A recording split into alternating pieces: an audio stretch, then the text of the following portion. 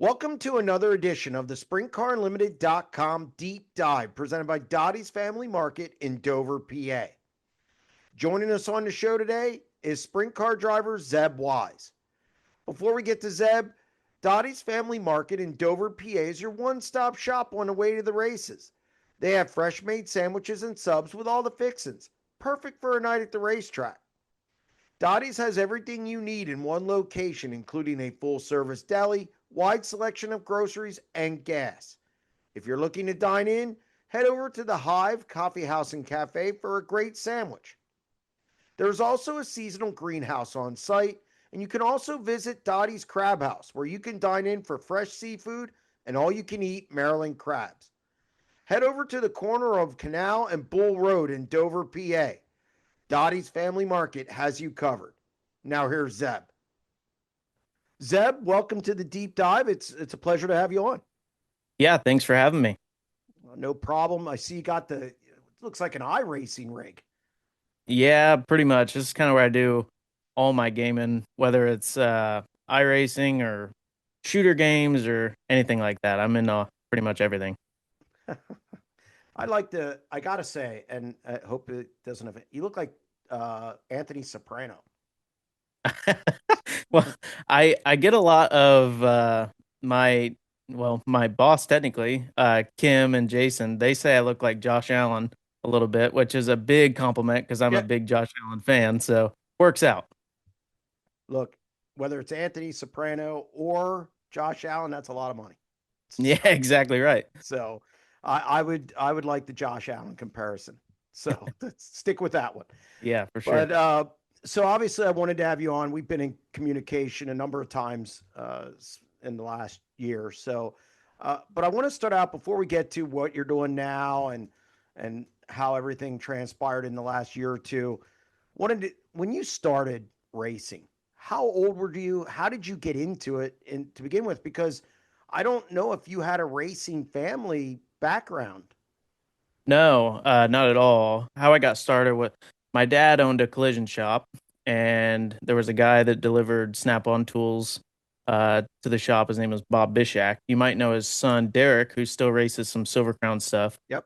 Um, but Bob kind of took notice of my age and um, said, we should put him in a quarter midget. So uh, we went to Toledo, Ohio, and that was kind of my local track, home track for quarter midgets, and kind of got my feet wet there, just like a little practice session. And I want to say 5 years old at the time, and I didn't like it. I didn't like it at all. And it was just a practice session with just me, it was just by myself. So didn't like it, didn't want to do it. So we went home, ended up getting talked back into it. Went to a race this time instead of just a practice. And I remember, this is obviously a while ago. I was six at this point, and lost my first race by, oh gosh, maybe a tire length. Ooh. And I guess that was kind of the motivation to keep going. Raced quarter midgets till I was, oh gosh, 12, I think, and then got into micros, ran micros for a couple years. When I was 14, tested a midget with CMR, and then went midget racing with them, and then um, got in the sprint cars with Boffman there for a little bit, and then got a my first time full time deal when I was 18, I think, to go racing with Sam McGhee, and then Yep. ran sprint cars for 4 years. So, what what made you like it? I mean, because I've read a story where you didn't like it, and you alluded to that. Was it the competition? You didn't like it by yourself, but you liked it when other people were around you because it was competitive. Because you do gaming. Yeah, oh yeah. I'm a very competitive person. I mean, in anything you can think of. I mean, we could be walking to the door of the store, and I want to be the first one in the door. Um, yeah, I think that's kind of the drive that wanted me to, keep going. I mean, I was only six, so it's not like I had a good Yeah. head on my shoulders at that time. But um, yeah, just I'm very competitive in anything I do, and I think that was kind of the main deal. So, and you were successful. I mean, I heard about you when you were in midgets, quarter midgets. coming up through the micros, I heard your name, and hey, watch this kid. What was that like? Really, you didn't have, I don't want to say let down. I mean, you were good from the jump. So what was it like dealing with that? You really didn't have a ton of failure, I don't feel like. I mean, like I said, I heard your name at such a young age. Yeah, I think part of that was just like no matter what I got into, I just kind of threw myself into the ring. A lot of kids now, especially nowadays, they if they start racing, they might start in a junior sprint and then work their way up to a restrictor and then up to, an A class or, a stock engine and then work their way in outlaw.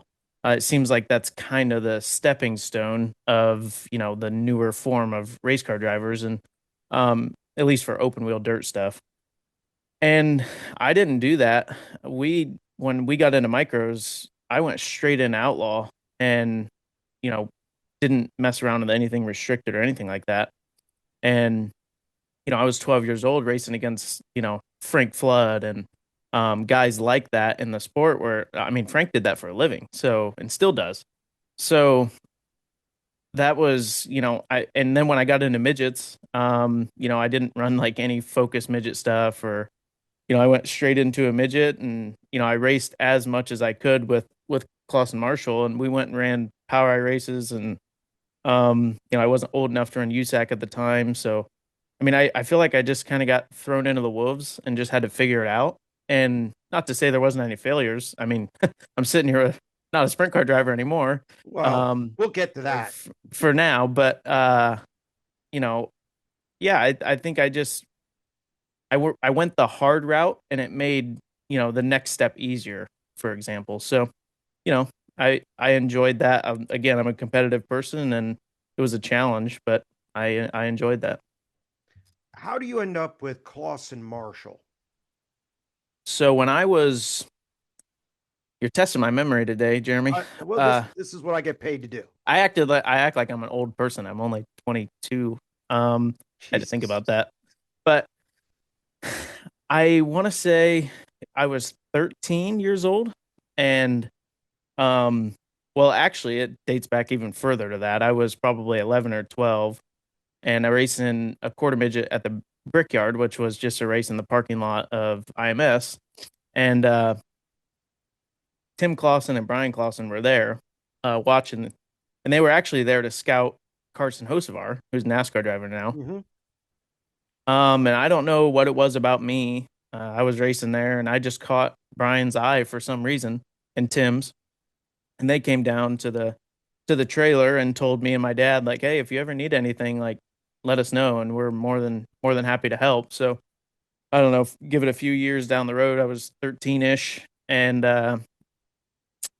I ended up going to Sprint Week with Tim and Brian in 2016. So that was actually the year he passed.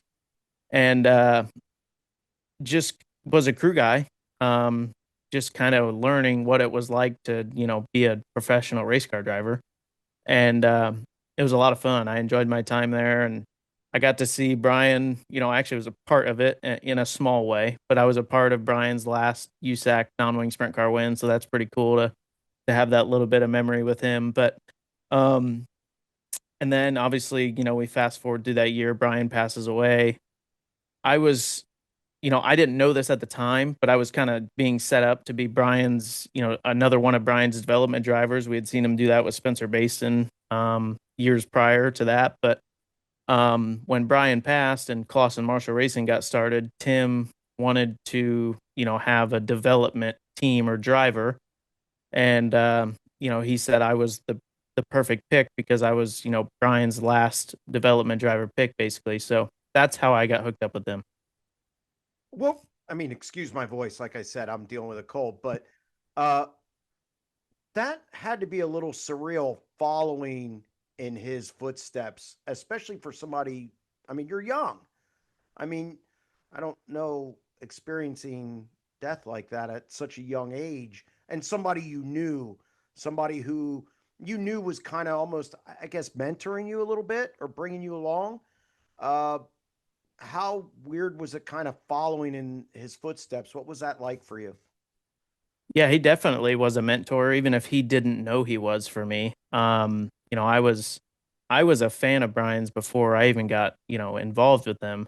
I remember when I was just a little kid going to Eldora, because the quarter midgets would race at Little Eldora, and then we'd get to go over and watch the sprint cars. And I just something about Brian, probably because he was winning. But just I was a big Brian fan, had his t-shirts and all the good stuff. But um, yeah, it was definitely hard to hear that. I mean, I remember exactly where I was. We were on the way home from Oklahoma after a micro race when I heard about it. And yeah, it was heartbreaking because you watch a hero of yours, pass away doing what he loved. And um yeah, I didn't really see it as, the team carried on his legacy, not, me driving the car specifically. I will say, like, having the 39 on my car, my whole time there was really cool. Um, and I would say Sunshine kind of took the place of Brian for me, at least.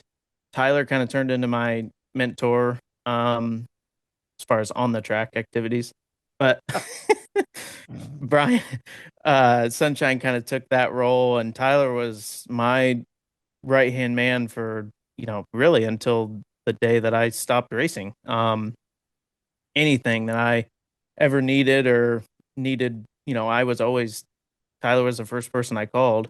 Um, he got to learn all that from Brian. So in a way, I was, basically talking to another version of Brian. But yeah, Tyler took that place pretty well. So you end up in McGee's car, 410. I believe 2020 was your first full year 410 sprint car racing. And if I'm not mistaken, you got to win that year. What made you make that jump to the winged ranks? It was just always something I see. I still to this day I've never ran a non-wing sprint car.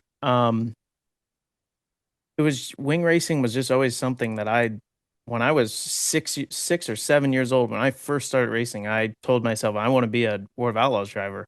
That was just always my dream. And I got the opportunity at the end of 2019 to do a little bit of racing at Knoxville and Jackson with Boffman. And immediately, from the day I tested a 410 sprint car for the first time at Kokomo, um, I was like, this is what I want to do. There isn't even a question.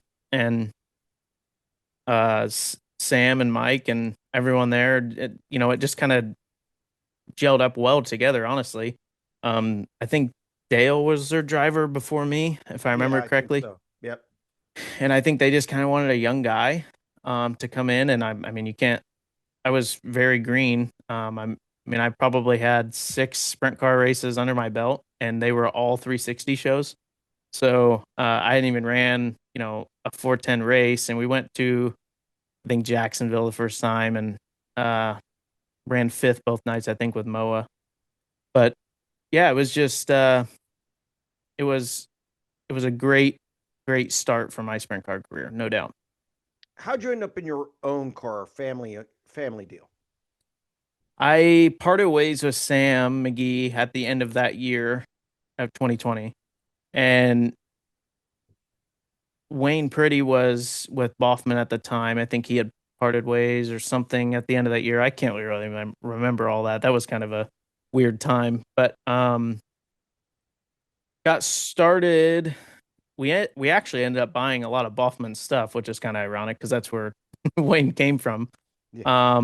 But yeah, it just kind of all fell into place. We had talked about putting our own deal together, and then Wayne, obviously we wanted a good crew chief, and Wayne was available, and then Wayne actually came in as more of a partner than he was just a crew chief. So um yeah, it just kind of all fell right into place. And I enjoyed my time with Wayne a lot. Wayne is, for people that don't know Wayne, he's a character, but he is a very, very smart mechanic when it comes to sprint cars. And um, yeah, I enjoyed my time with him a lot. I actually just talked to him the other day. Uh, but yeah, we remained friends, and that was a really fun time. We clicked off some good wins, good finishes. But yeah, I that those or that year and a half or whatever it was a lot of fun with Wayne. So then in 2022, You get the call from Rudeen. This is a well-funded car.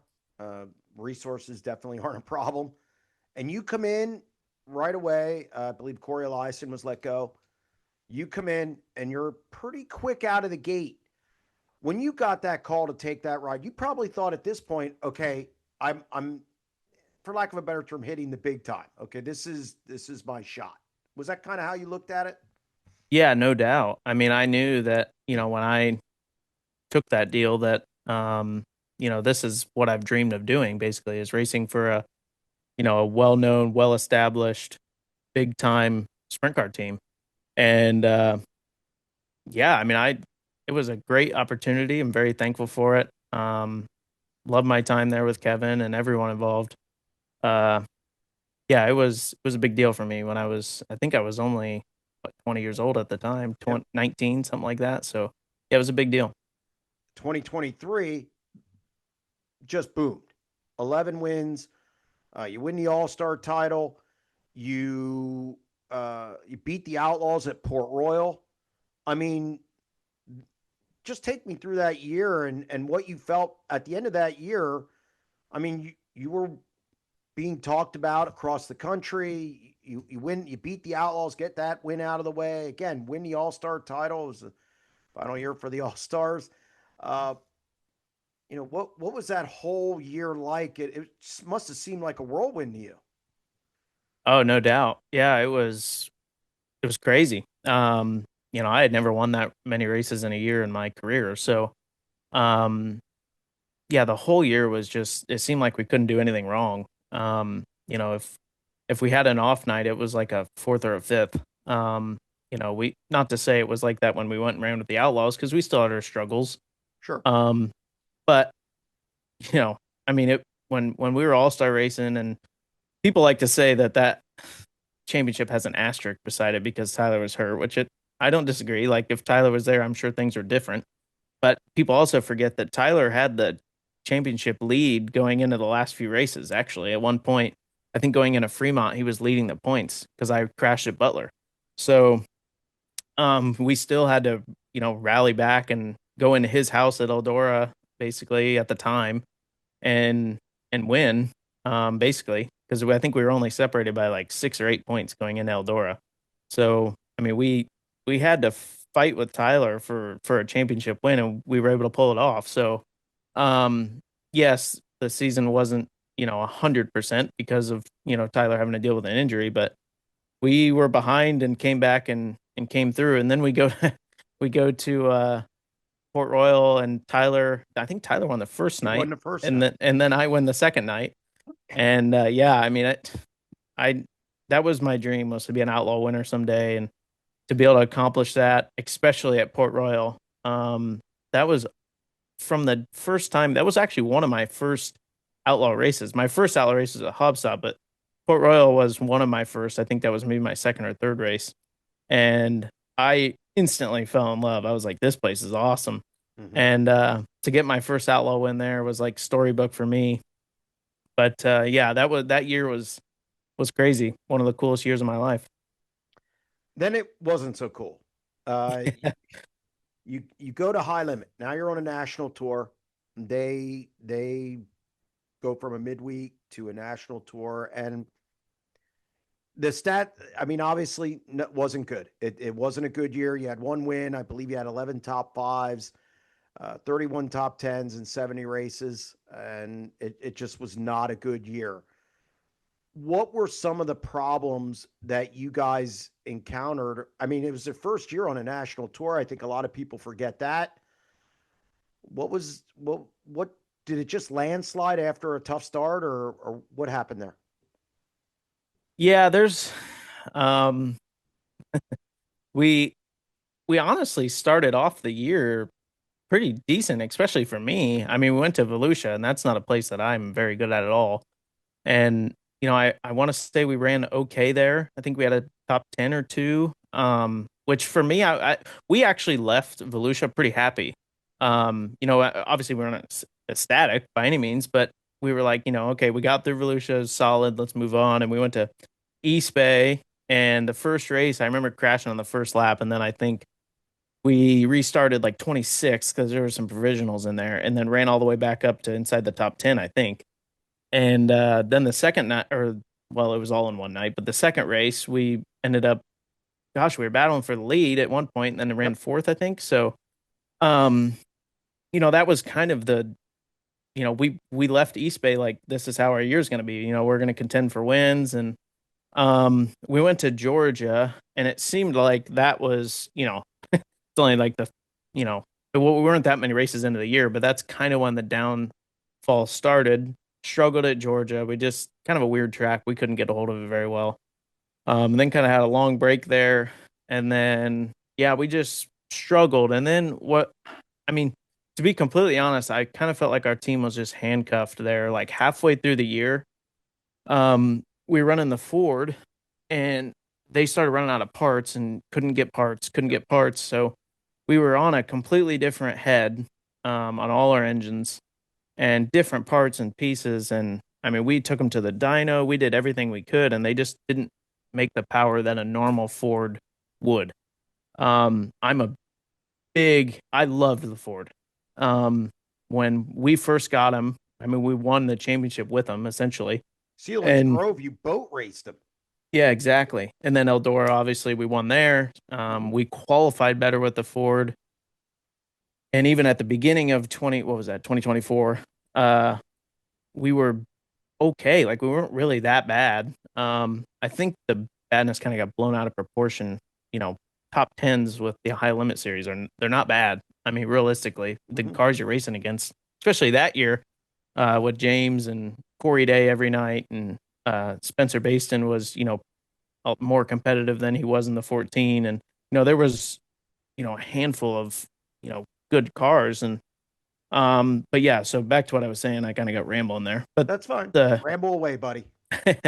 the Fords, when we had to switch to different parts and pieces, I mean, we went to a Power Eye show, couldn't get out of our own way. I mean, I think we were realistically every night we were 3-4 tenths off the pace in qualifying, and there was just nothing. It seemed like no matter what we could do to fix it. I mean, the car was. I would come in after hot laps and qualifying and be like, dude, I don't know what you want me to do. Like the car feels fine. I think I'm doing my job okay. We're just not making any speed. And it was like that for the rest of the year, all the way until I got fired. Um, and it just seemed like there was no, like, obviously with Justin now he's talked about it a lot. Like they've done a lot of different things with engines where, when I was there, we were kind of handcuffed. I mean, they didn't have parts, we didn't have the things to change. So going into Texas, we were terrible realistically. And then the last night at Texas, we finally decided to switch to the Chevy just to see um, if it made a difference. Which it was the last night of the year. Who cares? And I got into I don't think it was all that much better. We qualified maybe a little bit better. Didn't make the feature or didn't make it out of the heat race. Ran the B, and in the B, I came in after the B, transferred, and I said, "Hey, this like it's not running right. Like there was something internally going wrong." And well, I thought, and then didn't find anything. Ran the feature, and then found out that the plug wire had just backed off. So I was running on 7 cylinders. So yeah, so Okay. that's how it ended. And then, you know, prior to Texas and that whole swing, because there was, just like they're doing now with Lucas Oil, but there was a few races that trip was kind of made on. And before that trip, I kind of sensed that I wasn't like who they wanted.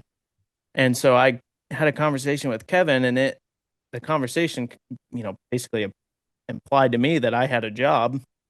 So this was out of the blue. I was not prepared for this after Texas at all.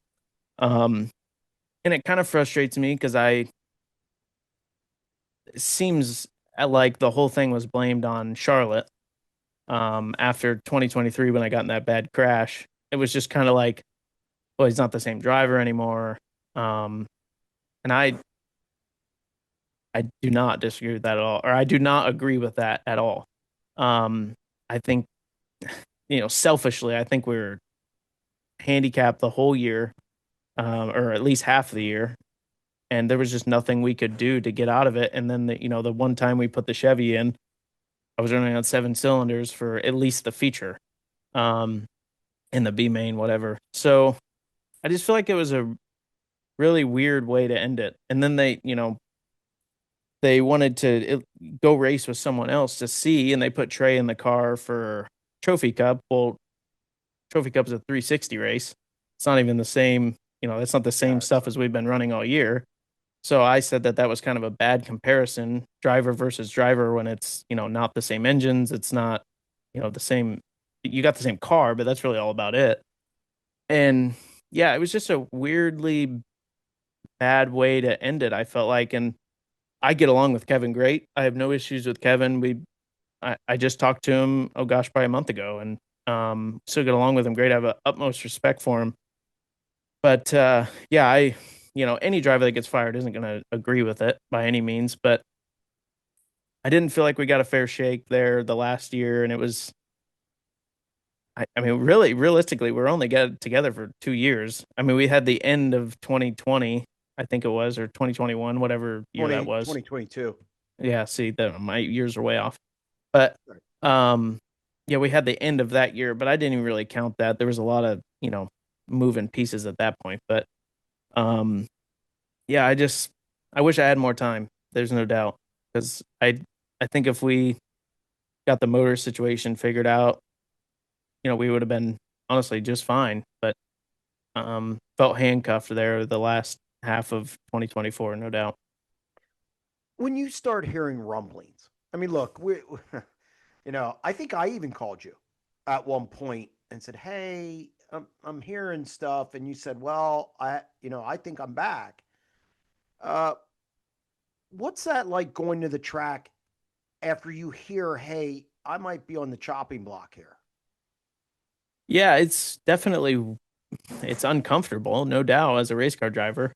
And any driver that's gotten fired has a feeling before they gotten fired. Like, it's usually not just out of the blue. And I had that feeling, and I had rumors get brought to my attention, and that's when I had that phone call.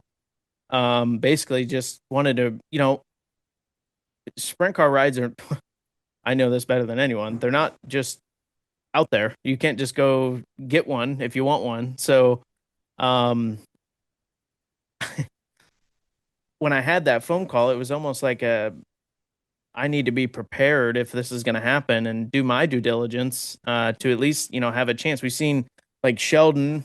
Look how early he announced that he was leaving. Like he's granted he pretty much had his deal in line already. It sounds like, but Mhm. he prepared himself for that situation and prepared the team to go get their next driver. Like that was a well done, parting ways. And when I got fired, it was, I mean, there was nothing open. Like there was no, if I would have got fired this year, I'd probably still be driving a sprint car because I would have, there's so many rides opening up and Yeah. switches and changes going on. So, um, yeah, I mean, it was just, I got a lot of calls to run, local cars and, um, to at least continue racing. And, um, I didn't, I had a good opportunity to, work in the real world a little bit. And, um, I just didn't see the value in me going and racing local races just to keep my name relevant. I didn't want to do that. And I felt like, and people can say that I wasn't good enough or whatever, but I felt like I was good enough to compete full time, and that's what I wanted to do. So, you know, I'm okay with, not getting hired. That doesn't bother me. I have a great job and I love what I do. But sure, if the right deal came along, my phone's always always ready. I can answer it at any point. Well, I wanted to ask you about after you get fired, and I remember talking to you. You were stunned, and Yeah. and what were those couple weeks after that? Was it kind of like, what do I do? A little bit. Um, yeah, a little bit. There was for sure I was just not prepared for it at all. Obviously a car owner wants their stuff to win and succeed, and as he should, pays a lot of money to do it. But I just didn't think with the year we had before that, that one bad year would, cause that. I did, yeah, I was like you said, we talked and I was very confused and was not prepared for it at all. And there was definitely a period where I was kind of like, what the hell am I gonna do? Um, all the way up until I want to say, I started getting calls pretty quick Yeah, how to, many did you get? Like when you say you got calls, did you get a lot of calls? yeah, I would say the most notable one, and I don't think they'd have a problem with me saying this, is I got called basically, this was my first call to go racing was run the Tarleton car. And I told Drew, like, just blatantly honest, man, I don't want to go run California Weekly. Like, and they branch out quite a bit. Hmm. And he told me that. He's like, we come east for, a month or two and then head back and go run. I just I'm from Indiana. And I don't want to, travel that much. And that's my least favorite part of racing is the travel. So that would have been a lot of it. So yeah, I just that deal didn't really appeal to me. I think Drew's awesome. I think, that team's great, but I just didn't want to travel that much. So that was kind of the first one that I turned down. And then there was a handful, local cars that just, wanted to go race. And then the last one, I don't remember exactly how many I had. If I had to throw a number out there, I'd say probably 10 to 12 rides that were offered. And the last one that I really thought that I was probably going to be, full time again was the 1A. Um, I was in pretty heavy talks with Bobby and Jacob. Uh, and it just, yeah, I mean, I was all but going to get my seats from my storage unit. And yeah, just didn't end up happening. So that was a week before I was supposed to start my job. So uh after that I was kind of like, well, I guess that's it. And I, went and worked and haven't heard really anything from, any team owners.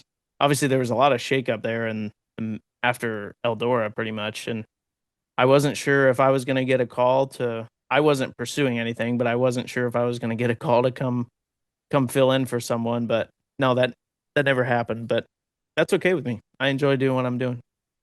I'll get to that in a minute. You did go to Eldora. You were at Eldora. Yeah, unfortunately. Well, probably fortunately and unfortunately, I was there Why the do you night say? Tyler crashed. Oh, yeah, yeah, yeah, yeah. Yeah, Is it hard? Was it hard watching it? very. And I say that because, and I told basically everyone that I talked to this, that I had never been on that side of it. Like, I was always the one that went to the hospital. I was the driver. And that feeling of not knowing, exactly what's going on, like, I took it was me, my girlfriend Faith, uh Tyler's fiance Asia, and Shelly all in my truck, and we went to the hospital.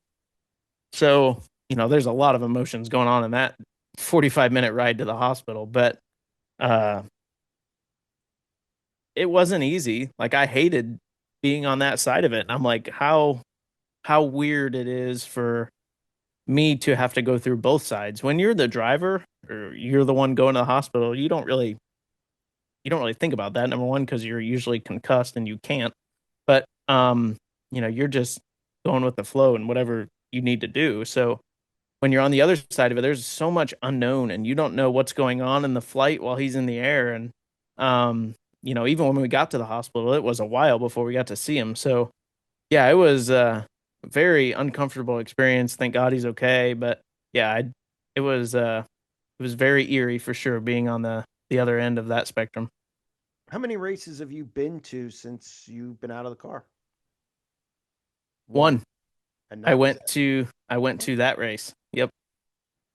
Wow, I I went there and that happened that was enough. and I was kind of like, you know what? I don't need to I'll just, if that call came to go run and it was a good situation, then sure, but I don't need to go watch. I can watch on TV. what do you, and my live show every Tuesday, I was getting Zeb Wise questions every week for a while. Yeah. And I think you were one of the most popular topics. And I kept saying, look, he's fine. But uh, people, keep your name out there. You have the one side, and you and I have talked about this on the phone. Keep your name out there, out of sight, out of mind, whatever. And then you've said that you just don't want to take anything. I mean, you know, take me through that one side versus the other side and why you have decided to not just take anything to try and, I guess, scratch and claw. Well, I've never really been, I don't know. When the whole thing happened, I told myself, my girlfriend, uh, everyone close to me, I said, I'm not going to take something just to be a race car driver. That's not my mentality. I'm not just going to go race to be a race car driver.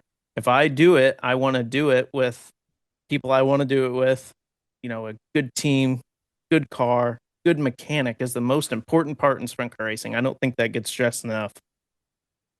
And none of those deals were there. The 1A was definitely the one that I was most interested in. I like Jacob. Obviously, Bobby was wonderful. Um, like the team, great car, uh, great engines. Everything was there. That's exactly what I wanted to do. They weren't full time. They were pick and choose. And me and Jacob got along great in the few conversations we had. And I was like, this is 100% the one thing I want to do. Didn't end up happening, and that's okay. But I was just very selective with what I wanted to do. And I completely understand the other side of it because I had, tons of people saying you need to do something to keep your name relevant. And I understand that side of it because, you will get forgotten quick. I'm sure I'm to that point now, right? Somewhat forgotten to an extent. So I completely understand that part of it, but that just wasn't the road I wanted to go down. I don't want to, mount and unmount my seat every other night just to stay racing. That wasn't what I wanted to do. So um I work a great job with Jason at Sundollar, and if that call comes someday and it's the right situation, sure. But until then, I'm gonna keep doing what I'm doing. What are you doing? I so I work directly with Jason, who owns Sundollar Restoration. They've been a sponsor. They were my first like actual sponsor of my entire career. But I work directly with Jason, and he owns a restoration company. So like any insurance restoration in homes, if you have, fire, water, Mhm. mold, any kind of storm damage, anything like that, they come in, work with the insurance company, and I shouldn't say they, I should say we, because I'm involved in it now. But we come in and basically rebuild your house, fix anything, rebuild it to what it was before. So that's not the only thing we do. We do other things too, but that's the main side of the business, and I enjoy it a lot. I've always been kind of, you know, crafty in that kind of stuff. I like working on houses. I like doing all that stuff. Right now, um, I'm basically rewiring a house from the ground up. So, um, yeah, I've learned a lot since being there. Enjoy it a lot. We jump in all different phases. A lot of people are just, one guy's an electrician, one guy's the plumber. We Right, do it right. everything. So, you get to learn a ton, get to learn a lot about the business. People have no idea how much goes into that stuff. On the insurance side of things, it's a lot different than, hey, I just want to put a new kitchen in my house. When your kitchen burns, it's a lot bigger deal. There's a lot of stuff that has to happen, a big process. So, um, yeah, it's been incredible. I love it. It's something new every day, which very similar to sprint car racing. um, and yeah, I enjoy it. Enjoy it a lot. I mean, the interesting thing is, you're in the real world now. Okay, Yeah. when you're a sprint car driver, now I'm not going to say sprint car drivers are lazy. That's not what I'm getting at. But it's not very structured. It's Not at not, all. no, you can get up when you want to, maybe go to the gym, work out. I know Carson Macedo has a pretty strict regimen. Guys do different things. You are getting up at what time? I wake up at 6:45 every day. And you work until, Depends on the day. We have a pretty fluctuating schedule, but I would say, on average, probably 5 o'clock. yeah. I mean, I know for this interview, we were kind of working around, Yeah. your Yeah, we've work. been pretty busy here the last 2 weeks. I mean, and you were okay making that adjustment. Was it any adjustment for you at all going from a full time sprint car driver to working an everyday job? Some manual labor. I mean, let's face it, it's different. Yeah, it definitely is different. Um, but like everyone says, or a lot of people say, if you enjoy it, it doesn't feel like work. And I enjoy it a lot. So the scheduling, yeah, that was a lot different because and I tell people this anytime someone asks me, what do you miss, and what are the differences and stuff like that, and working when everyone else is working, and then having the weekends off when everyone else is off, doing play cornhole a lot, and just different things. It's just it's definitely weird to be in a different time schedule. I'm obviously home every night, which is weird. Um, Probably pleasant too. it's very nice. It's my favorite part for sure. Not having, Faith's my girlfriend Faith, her brother Balin works for Chase Randall Racing, and they, are full time with High Limit, and he's packing his bags, and I'm just like, I don't miss that part of it. I don't miss leaving for a month at a time. I don't miss it at all. I miss racing and I miss winning. That's really about it.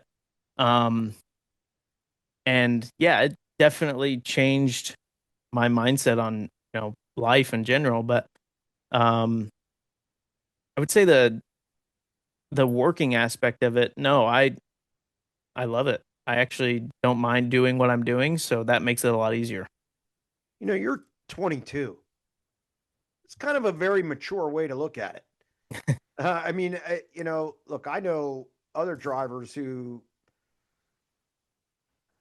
for lack of a better term, they don't ever really have to grow. They can just continue to do this and do this and do this, and the responsibilities not. And now I guess you have a house, you have all these things. I mean, do you even want to go back? I miss, like I just said, I miss racing and I miss winning and none of the other things that come along with it. I don't miss the travel, um, being away, all that kind of runs in together, I guess. But um, I would, if it was the right situation, go racing again. There's no doubt in my mind that I would do it. But when I look at, I mean, this year has been awful for injuries. Yeah. um it's hard to look at it and like want to really like pursue it. um but again, there's when you do it for so long. I mean, I literally raced since I was 6 years old.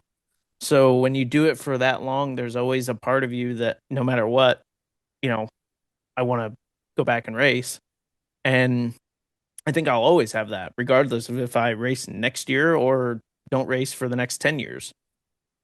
But as far as like wanting to do it again, um, yeah, there's still a part of me that wants to. There's no doubt. You said you've said multiple times about the right situation. What is the right situation? Um, just man, it's not stressed enough how important the people around you are. Whether it doesn't matter if he's a tire guy, a crew chief, the mechanic, the team owner, whatever. One bad attitude, mindset in there can bring down the rest of the team. Um, and I just wanted to do it with people who wanted me and people I wanted to do it with. Um, and that's a no knock at any team that offered me anything at any point this year.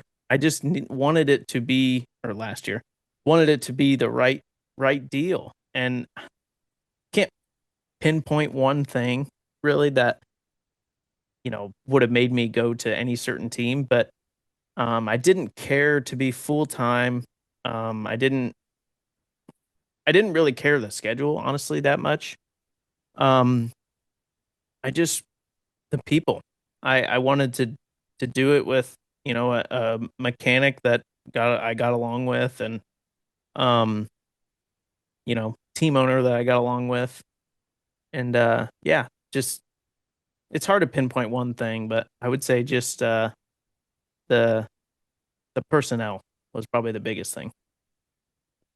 If you never race again, are you content Absolutely. Yep. with I got a Word of Outlaw win. I have a driller. Granted, it wasn't the Chili Bowl, but I have a driller. Um, I won a championship. I had never done that until the All Stars. Won a lot of sprint car races. One win that really pisses me off that I never won was Skagit Dirt Cup oh yeah. because I ran second there 2 years in a row and it drove me insane. But I would say that one is probably the only one that really sticks out to me that I never won that I would love to. Um, but yeah, I mean, I'm content. I feel like I accomplished a lot in the sport in a very short amount of time. I mean, I only ran 410 sprint cars for 4 years. Um, so yeah, I would be just fine. Do you ever think you'll race again? Which is two different things. Yeah, right. Um, yes, I think so. I have no idea what fat or like form of racing I would, be involved again. Not saying it would be a 410 sprint car, but um, I'm sure I'll find my way into something, whether it's a micro at Tulsa or something. I'm sure I've actually thought about running a micro at Tulsa. That's actually ran through my head a little bit, but um, yeah, just I'm sure I'll find my way into something. There's no doubt. There's no way I go from now until the day I die and not drive a sprint car or something again. I mean, that would make you open to maybe a one-off at, say, Dirt Cup. Yes, yes. I actually uh I wanted to run Dirt Cup and got the call from Rooster for the 45, and I was at work and I didn't see it, and I called him back 45 minutes later, or well, it may have been later than that. I can't remember. Maybe texted him and then was going to call him or something. Um, and by then he had already hired another driver, so I think it was Corey. Um, but yeah, Dirt Cup. I don't know why, man, but that race just bothers me. I thought I won. I thought I won it the one year and passed Justin Sanders after the checkered, but I didn't see the checkered, so I thought I won the race. I thought the checkered was the white, and then after the race, I thought I had won. But um, yeah, Corey Day kicked my ass the year after that. But yeah, just a race that I want to win. Pays a lot too, so that's obviously a bonus. Moving for, I mean, you mentioned you watch racing. Oh How yeah. how much racing do you watch? And does it bother you? Do you get like those butterflies? Do you I mean, do you sit there and be like, okay, I would do that? I mean, do you kind of how do you watch a race? Is that difficult? Very certain races. I mean, I watch every race, every high limit race. Try to catch some of the outlaw races that I can. But definitely every high limit race. I think I just kind of have more friends in that series, so it kind of makes me want to watch it more. But um, yeah, the butterfly thing. I remember the first time was Eldora. No doubt. I was like, man, I wish I was in a sprint car because I think the first time I watched or the first time High Limit went there, I can't remember. It was like glass slick and like super slick, and I was like, I would love to be in a sprint car right now because that would be a ton of fun. That was my probably one of my favorite things to do was run the wall at Eldora. So, and then really honestly, just two tracks, Eldora and Port Royal. I Tusky 50 was like my favorite weekend of the year, not even a question, hands down my favorite weekend of the year. So that was I missed Tusky 50 for sure, no doubt. And I gotta just Tyler's a good friend of yours. Sunshine, yeah. Do you critique him in the booth? I gotta ask. I mean, Oh, in the booth? Absolutely. okay, Absolutely. give him a hard Yeah. time. I saw him We at gave him a Sheets. hard time the first night. We said he needs to stop rambling on and he needs to get to the point a little quicker. Now he just shuts up. Yeah, which is what he needed to do. Oh wow, I'm tough. just kidding. No, Tyler, he's actually done a pretty good job. Um, I never saw him as that type of person, honestly. Like I never saw him sitting in a booth and talking. But no, I think he's doing a good job. He says a lot of the things that I'm thinking when I'm watching the race, honestly. I saw him in his Sheets after Lernerville, and talked to him a good beat. I hope he can get back uh, to full, and back in a car. But I think he does a decent job too. I don't think he talks too much. And now I didn't hear him at Lernerville, so Yeah. I was in the infield. But what I did hear was okay. I know you guys are tight, Oh but I yeah. don't know if you were giving him the business a little bit. Yeah, it was really just the first night at Lernerville. Me and my buddy Brad Alexander gave him a hard time.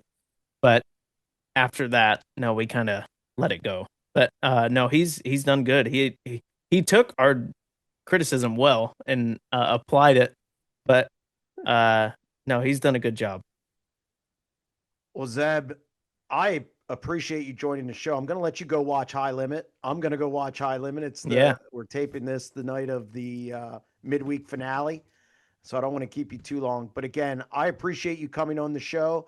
I appreciate your candor on the situation, and I hope to see you at the track sometime.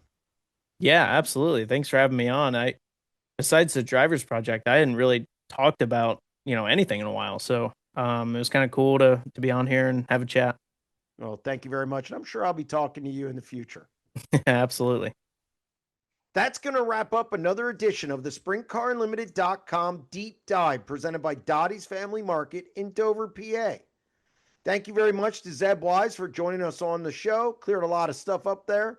Also, if you like the content on our YouTube channel, don't forget to hit that subscribe button. You can also check out our exclusive daily content at www.sprintcarunlimited.com. We'll be back next week with another edition of the Deep Dive.